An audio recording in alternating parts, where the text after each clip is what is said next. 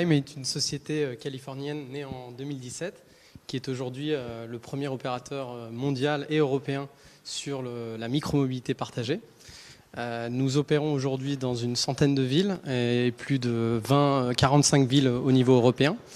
Nous sommes aussi le premier player multimodal puisque nous opérons à la fois des vélos électriques mais également des trottinettes.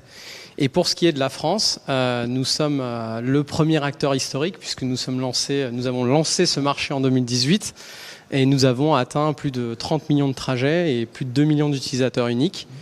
Et aujourd'hui, nous opérons la plus large flotte de véhicules sur le territoire français avec 10 000 environ véhicules électriques, soit vélos et trottinettes. Et notre ambition en 2021, c'est évidemment de proposer notre service sur un grand nombre de villes françaises. Vous avez lancé le mouvement définitivement, finalement.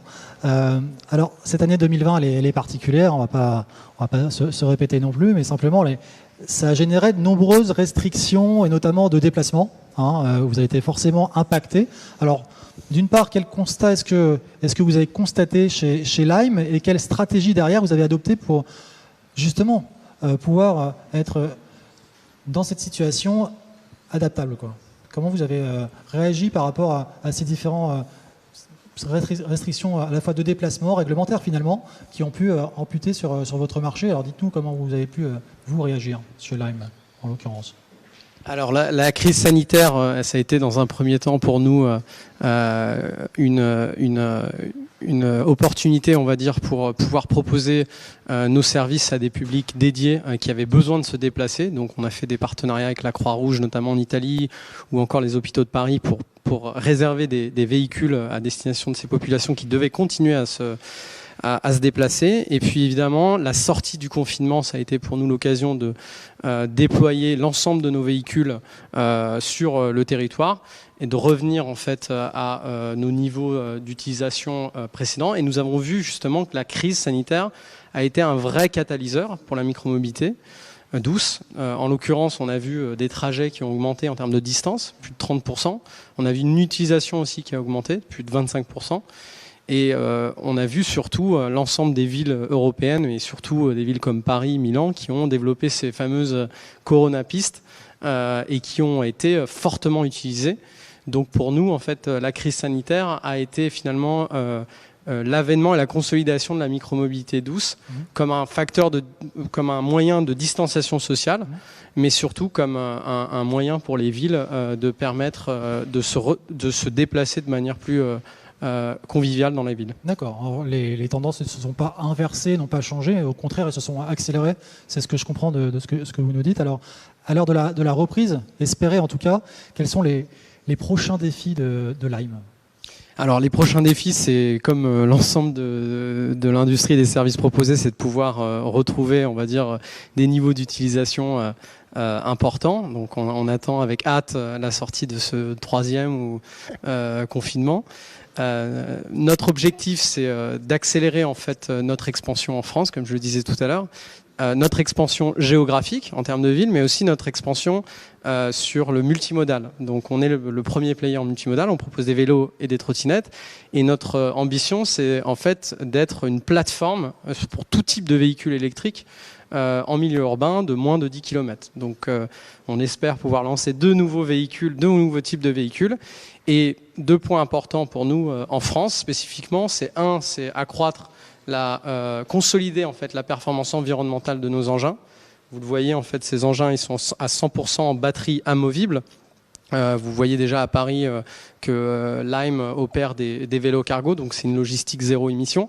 Et deuxièmement, c'est encadrer en fait le stationnement qui s'est véritablement apaisé, puisque pour le coup, en France, 95% en fait des véhicules sont aujourd'hui stationnés dans des emplacements réservés. Et c'est pour nous une optique sur laquelle on veut travailler avec l'ensemble des villes en France. Et on parle souvent que des 5%, c'est dommage. En termes d'innovation, on y revient, mais plus de hardware. Comment vous pouvez nous expliquer comment on développe une solution, un produit qui soit hardware et software en termes de mobilité finalement? Alors le hardware dans notre industrie, c'est un facteur clé de succès et de différenciation.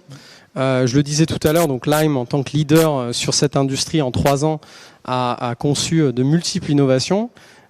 jusqu'à arriver à ce qu'on pense être aujourd'hui le meilleur modèle en fait, à la fois sur le vélo électrique et sur la trottinette électrique.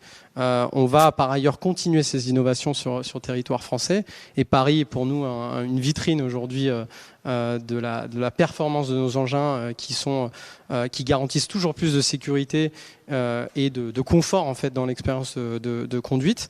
Pour ce qui est du software, effectivement, la clé de succès, c'est de proposer une application mobile qui soit facile d'accès. Vous le savez, Lime est disponible sur Uber. Par ailleurs, et d'un point de vue, on va dire, opérateur, le software, c'est la capacité pour nous à proposer l'excellence opérationnelle avec justement un système informatique qui nous permet, nous, d'optimiser en fait nos opérations pour récupérer et substituer en fait ces batteries qui sont amovibles, et puis surtout pour garantir une maintenance, une productivité de la maintenance pour avoir toujours des véhicules disponibles en bon état et qui font qu'on est aujourd'hui l'opérateur fiable de transport pour les habitants. Alors ça fait 6 mois, je crois, que vous avez repris l'activité de Jump. Alors justement, cette reprise, est-ce qu'il y a des résultats qui sont concrets, que vous pouvez voir de cette acquisition? Est-ce que finalement il y a un nouvel attrait pour le vélo vis-à-vis de la plateforme Live via cette acquisition de Jump? Est-ce que vous l'avez senti réellement depuis 6 mois? Alors je vous confirme, je le disais tout à l'heure, Lime est un opérateur multimodal. Le vélo notre lancement de l'activité vélo a connu vraiment un succès phénoménal sur les 6 derniers mois, en France, mais pas que, dans le reste de l'Europe. Ce dont on se rend compte, et c'est toute la valeur ajoutée d'être multimodal, c'est que justement le profil des utilisateurs est différent, le type de trajet, le comportement est différent. On a constaté, on a fait une étude à Paris avec l'ARPU qu'on a 30% de report modal sur les vélos Lime, donc 30% de personnes qui ont abandonné leur voiture individuelle pour aller sur les vélos Lime. Et ce qu'on constate surtout avec le vélo, c'est qu'il y a un fort attrait justement en sortie de crise et beaucoup de nouveaux publics découvrent en fait ce type de transport qui permet de faire des trajets plus longs et surtout de se déplacer sur de l'hypercentre jusqu'à la métropole. Donc c'est là tout l'avantage du vélo électrique, et c'est aussi ce mode de transport qu'on a envie de développer spécifiquement en France en 2021. C'est intéressant, ces chiffres, justement 30%, vous disiez sur l'abandon. Finalement, l'autosolisme, c'est aussi un combat contre l'autosolisme, c'est une des solutions. Et votre vision, alors, au-delà de Lime, mais de ce marché, de toute la micro-mobilité et des mobilités douces, quelle est votre vision dans les années à venir?